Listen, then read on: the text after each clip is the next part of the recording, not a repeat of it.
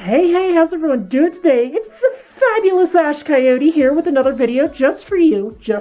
That's right, you on the other side of the computer screen. This week, we're going to be talking about something just super fun. We're talking about coming out as furry. But before we get started, tell me about any furry coming out experiences that you've had in the comment section below. I'd love to hear about them. We're going to be talking about coming out as furry, the pivotal moment where you realize you have reached peak furry and you decide to tell your friends, you decide to tell your family, you decide to tell your coworkers, and all those people that you are one of the fuzzy bunch, you are one of us, and you come out as furry. Oh my god, can you believe it? So I'm going to preface this with a few things. First off, coming out as furry is not the same as coming out as LGBT. It simply isn't. Furry is more of a hobby, more of a side thing, and it can also be kind of a lifestyle, but it's important to keep in mind that the stresses when you come out as LGBT versus the stresses when you come out as furry are two different things, and just understanding that going into all this is pretty important. So for today's episode, I'm going to share a few stories, a few very personal stories to me, different instances where I came out as furry to friends, family, coworkers, and I'm going to kind of tell you about the experience I had with it, which, by the way, they're all incredibly positive, and just kind of take you through the whole thing. So this first story is very near and dear to me. This first story is how I came out to my sister. So my sister and I have never really had the quote-unquote best relationship. We had a lot of conflict when we were young, and we struggled a lot to get along. And interestingly enough, when I came out as transgender, that all kind of started to change. I started to connect more with her in a way that I felt was more meaningful. Most of my immediate family lives in the Pacific Northwest. We just so happened to be going to Rainforest that year. And my sister had told me that she was going to be up in Seattle. So I decided I was going to try and invite her over to Rainforest to hang out and say hi, and to bring my niece, who hadn't seen me in years, and really hadn't seen me since I'd started my transition. So we talked back and forth on text a bunch, and I'm like, I'm going to this event in Seattle. Would you like to stop by? And so I tell her the hotel, and I decide to kind of be sneaky. I leave out the part that it's a furry event. I leave out the part, that I'm going there with my fursuit to do all sorts of crazy furry stuff. I kind of leave that to the wayside because I want her to be surprised. Because my sister's one of those people that gives fabulous reactions. And we arrange a time to meet up. So we meet outside of the hotel first. So we don't actually start at the con hotel. We meet up outside, and you can already tell that she's spotted a few fursuiters, and she's like, oh, I wonder what's going on. But I don't reveal yet. So I decide that we should just go get food first. So we go out to eat. We end up eating at the L&L, which is this awesome little Hawaiian restaurant. This is before I was vegan, by the way. We go over there, and she's obviously eyeing my furry t-shirt. She's eyeing Chip's furry t-shirt. I think Chip still had one of his badges on. I think she's starting to put together the puzzle pieces. And afterwards, we kind of go back to the hotel, and we walk in, and she's like, are you guys furry? And I was like,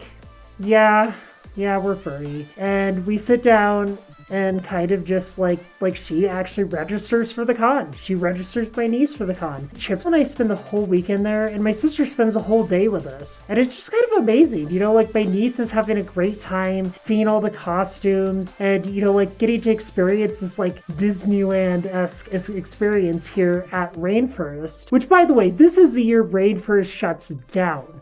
So, there's all this other drama stuff going off on the side. But, I was having a grand old time just hanging out with my family. It was just amazing. My niece got to put on my fursuit head, and it was just hilarious because she's so tiny. I think she was 6 or 7 at the time, and the head was just huge on her. Oh my god, it was adorable. And my sister kind of was goofing around, and we went to the dealer's den together. We watched the fursuit parade together, and overall, it was just a really enjoyable experience. Coming out to my sister wasn't that bad. It was probably one of the easiest things I've done in my life. It's weird how when I came out to her as furry, that our bond got stronger. And I think we kind of bonded over the weirdness that furry is. Since then, I've learned a lot of cool things about my sister, and we've grown closer and become better siblings, better friends. I mean, I wouldn't trade that for the world. I decided to come out, as you might say, as furry to my siblings when I just got tired of hiding the art around the house. I just was like, it's not a big deal. I don't feel like putting away all this furry art on the walls and putting the costumes somewhere where they won't see them. I was just like, it's not that big a deal. There were some things I was worried about from telling my sisters I was furry, like, oh, that's really weird, and oh, that's something I don't want to hear about at all. It's too scary or creepy. But honestly, any hobby can be weird. So I was like, well, even if they do find that furry is strange and they don't want to hear about it anymore, it's just not that big of a deal. In the end, I was a little worried, but I wasn't super concerned that they wouldn't like it. They're still going to be my sisters no matter what. So it didn't really matter if they hated my hobby or not. I think telling my sisters I was furry kind of improved things a little bit. They might get me better Christmas presents. They might get me better birthday cards, that sort of thing, more Fox-themed stuff. Other than that, I don't know if furry really has a bearing on our relationship so much. But it improved things a little bit. I didn't have to hide as much. I think the one thing that surprised me when I explained being furry is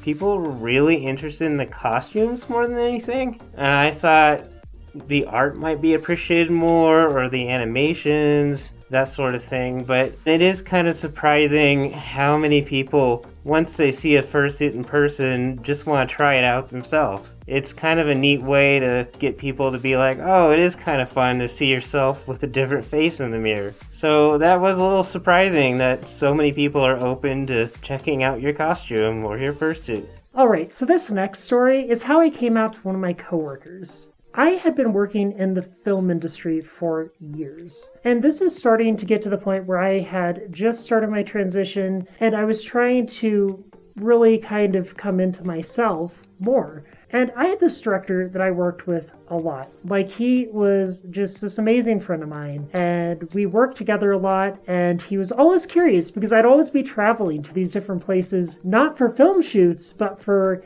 vacations, aka furry cons. And he was just wondering what's up with that. Like, why are you always gone at these random times? And how come some of these times coincide with each other every year? Like, he started to notice the pattern. And I was like, okay, this is going to be interesting. I started with feelers. So I was like, have you heard of sci-fi cons? Have you heard of anime cons? And I kind of started to kind of introduce him to the convention lifestyle. And I kind of explained it to him like that. I was like, listen, Chip and I, we're furries. And of course I get that kind of blank stare like, you mean the people that dress up like animals? I was like, yeah, no, we're totally furries. He's over at the house and I pull out my fursuit and I show him my fursuit and he puts it on, of course. And he's like, oh, well, that's really cool. He ends up doing a whole cool photo shoot for us. And we hang out a bunch and it's great. Then our local convention rolls around. And we're going up to the convention, and he hits me up. He's like, oh, can I stop by the con? And I was sitting there like, wait, what? Are you serious about this? Are you actually wanting to stop by and hang out at a furry con with me?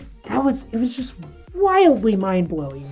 But he does. And he comes up and he hangs out with us and we have a great time again. He ends up wearing my fursuit to the dance and just absolutely shreds in it. He has the time of his life. I mean, I'm still in awe about this to this very day. I can't believe that one of my coworkers came out of nowhere and was, not only were they okay with furry, but they enjoyed themselves going to a furry con, that they wore my fursuit even, that this was a thing that they felt comfortable with and comfortable doing, and that, we were able to just bond over that. This guy is still a friend of mine to this very day. And honestly, I kind of equate some of that to the fact that the fandom kind of helped him understand more about me and what I was going through.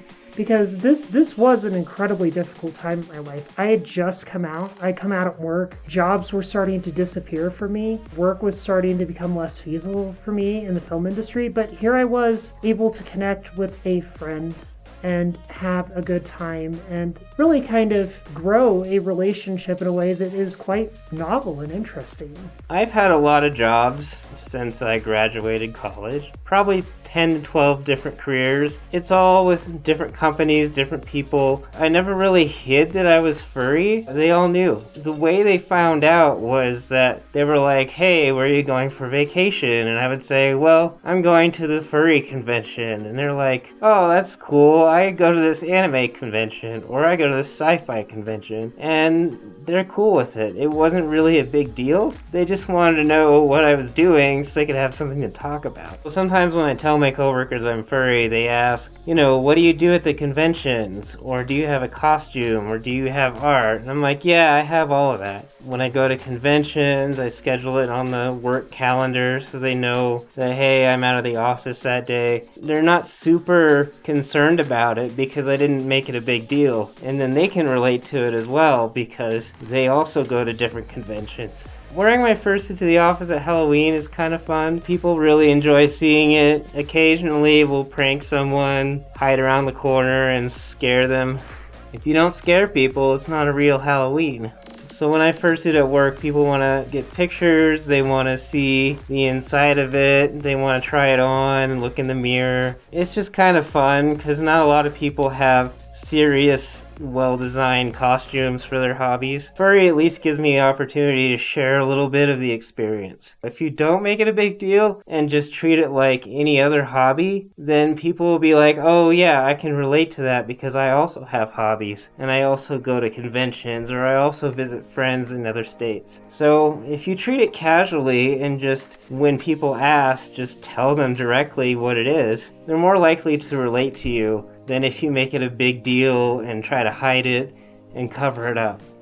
Finally, the last story. Now, this story is one that if you've been following my channel for a little while, you might already know, but I'm going to tell it anyway since it's really relevant to the content here. So this is how I came out as furry to my parents. So the common theme that you will see with a lot of these stories is that these all kind of happen around the time I started to transition. Or the reason for that is that I decided that I wasn't going to lie about anything in my life anymore. I was just going to be me. Unashamedly me, I was going to be visibly me, and I was going to be me in the strongest, best sense that I could possibly be. So my parents had scheduled a visit, and like most visits before that, I would usually kind of go through the house and sanitize it of our furry stuff. So I'd take down all our furry artwork and commissions, I'd hide our fursuits, I'd put away anything that even gave the slightest clue that we were furry. Like we had a lot of fox statues, we have a lot of fox plushes, we have a lot of stuff that just has a general furry vibe. So I just put that all away. I'd put it in the attic, I put it in our closets, I just hide it. But this time, I was sitting there and I'm like, I don't think I should. I think furry is an important enough part of my life that I want to share it with my parents. Because furry was really just helping me in a lot of ways. It was helping me be me. It was helping me feel comfortable as me. And I mean, furry was the first place where I was actually able to express my gender identity comfortably. In this suit, in Ash. I decided, you know what? We're just going to leave everything out. So I leave all the artwork up on the walls. I leave everything out. And I get a little sneaky. I put all our fursuit heads up in the linen closet where I know one of my parents will eventually have to go to get a clean towel.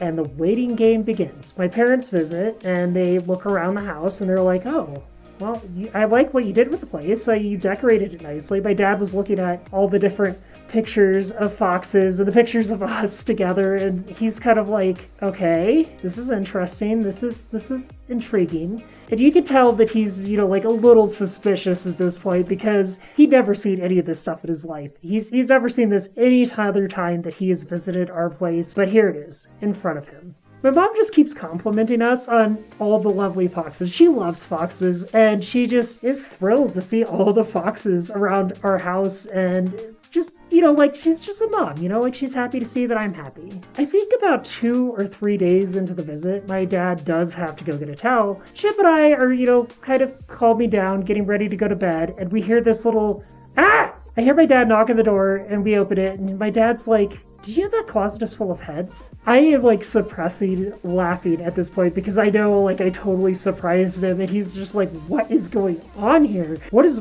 my daughter doing with a bunch of fursuit heads in the closet? What is this thing? I'm just like, yeah, I brush it off. And he just kind of goes about his shower and everything. And we don't even mention the heads for another couple days. The last day of the visit rolls around.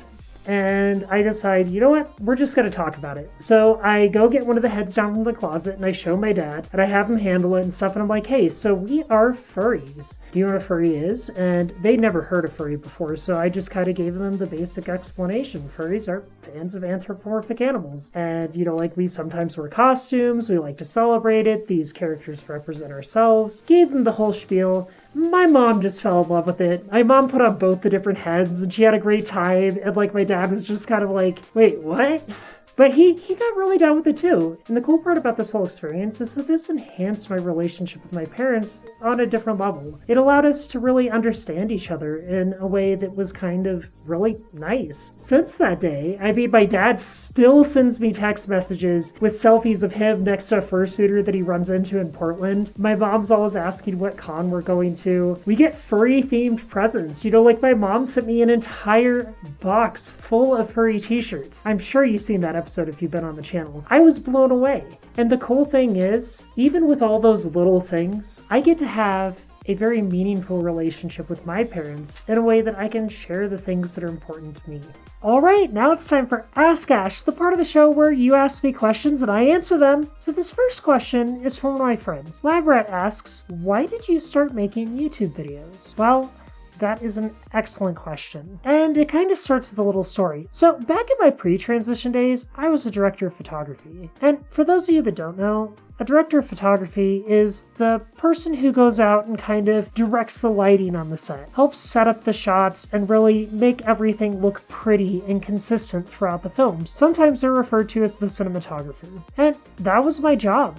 That was what I did.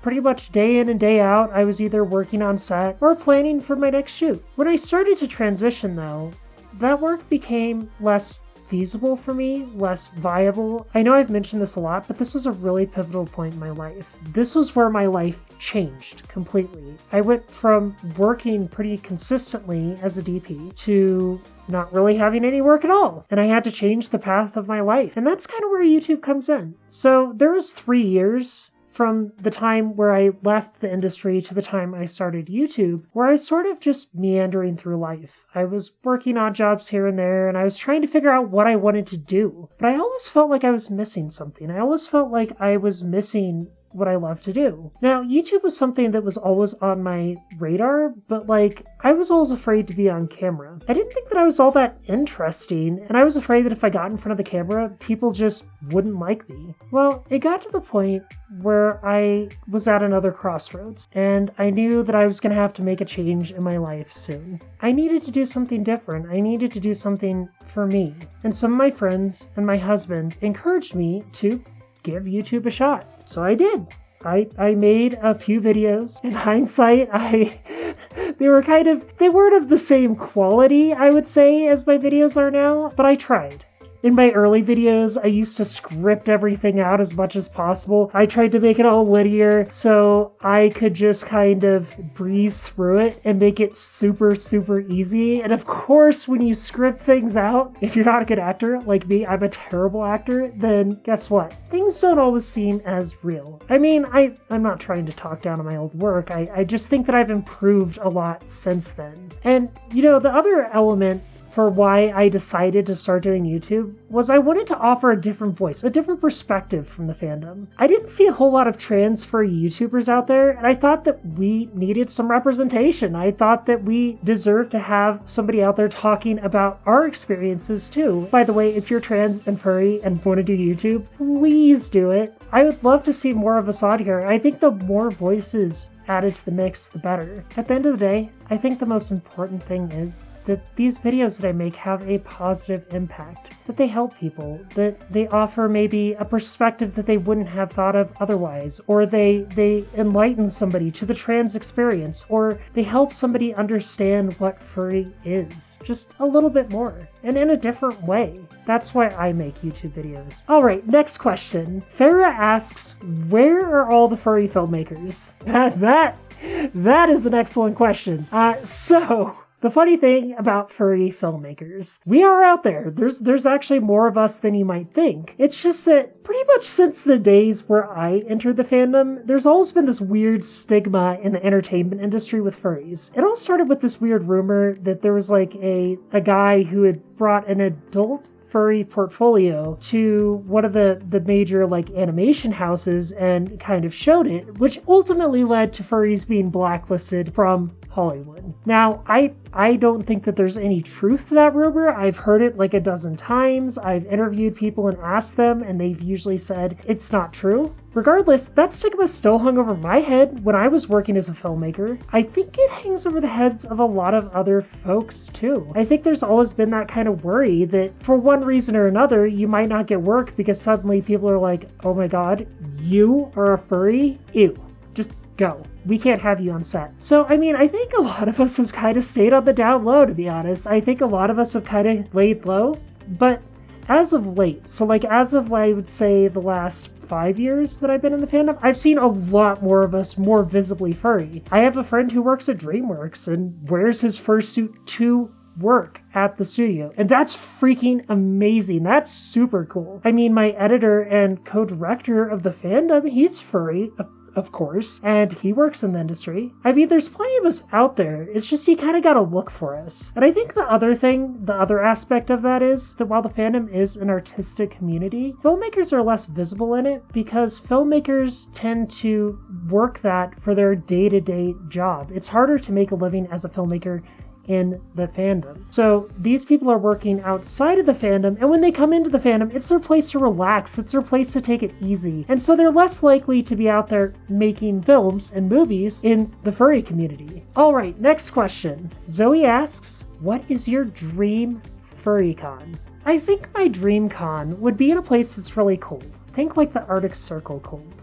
But it would also need to have a lot of really nice amenities, like good food, good lodging, a simple hotel. So like think like maybe 1 or 2 stories, so it's really easy to get up and down and move around in fursuit and hang out with folks. It'd be awesome if it had like a hot springs or something, so like a natural hot springs at it, where you could go from the inside where it's all warm, go out into the outside where it's cool, and just jump into these warm hot springs and just enjoy the environment. I think the convention center would need to be a decent size, but it would also have a lot of entertaining things in it. Think like BLFC. It'd be cool to have like laser tag and go-karts and an arcade and all these other things to just make it really fun and enjoyable for all the attendees. And then, you know, I would also like an outdoor element to the convention itself. So beyond being able to just go out and jump in the hot springs, right? I'd like it to be scenic and like really pretty. So you could go out there and get these just amazing photos of the environment and kind of enjoy suiting in a different way. My dream con would have food close by, and lots of it. Lots of varieties of food. So like every single kind of food you can imagine. If you want sushi, you can get sushi. If you want vegan, you can get vegan. If you want Bulgarian, you can get Bulgarian. It's all there, and it would be present, and it'd be easy to order or just walk over and get. Above all else though, my perfect con would have all my friends at it, every single one of them, where I could just hang out and relax and spend a good weekend with them. Thank you so much for watching. Don't forget to like this video if you enjoyed it, subscribe if you aren't already, and leave a comment in the comments section below. This week, I would love to know if you've come out as furry to your friends, to your coworkers, to anybody that you know. Tell me about your experience. Was it good? Was it bad? I look forward to catching you all next week. I hope you have a fabulous day. Goodbye. A special shout out to all my lovely patrons, starting with my superfans we have Diana DePry, Jessica Rose, Brad the Fox Who Writes, Lazy Trash Panda, Beastly Drohan, Wolf Rider, Billy Dexter, and Elliot Excel. Next we have my fans tier with Ashira Pony, Snowwolf, Veronica Fox, Bear Seneth, Passion Panther, Dan Fox TX, Nova Halvern, and Solace the Wolf. And finally we have my early access tier with Tyler Bain, Tyler H, Scruffy Fincat, Elixir, Cosmo, Trey, Scaleth, Shadowfaxy, Tyler Furlong, Terralinus, Talija, Edith Everett, Cockernell, That One Canadian Zebra, Runes and Kaz, Jasmine Sawyer, and Mitsukatsu Wildrose. Thank you all so much for your support. If you're interested in supporting me and my channel, please consider donating to my Patreon. Just $1 a month is worth more than all the ads here on my channel. We have a lot of cool perks, including early access to videos and some really cool swag. Be sure to check it out.